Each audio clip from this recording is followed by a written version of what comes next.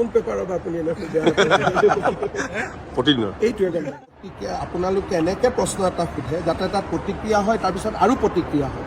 গতিকে আপোনালোকেও অসমৰ পৰিৱেশটো চাই কিছুমান প্ৰশ্ন আপোনালোকেও সুধিব নালাগে।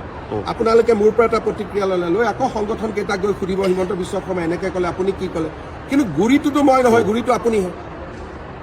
এইটো মোৰ ভাষণ নহয়। আপুনি মোক এটা সুধি লয়, সুধি পেলাই তাতে গৈ পেলাই পূৰাটো নকয়, আধা কয় যে হিমন্ত বিশ্ব শৰ্মাই কৈছে যে নহয় বুলি।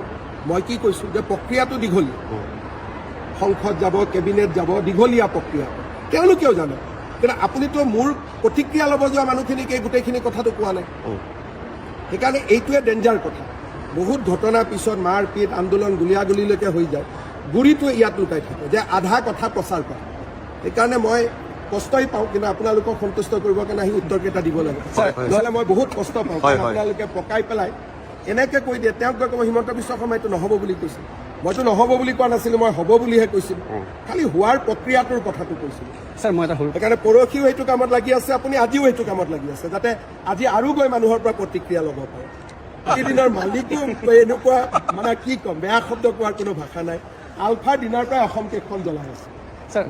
এটাইতো থিয় হৈ টিভিত জঁপিয়াই থাকে, নিজে কেতিয়াবা অকলে অকলেও আধা ঘণ্টা জঁপিয়ায়। গতিকে এইবিলাক কিয় কৰি থাকে? শান্তিত থাকিব দিয়ক না, ফূৰ্তিৰ পৰিৱেশ এটা।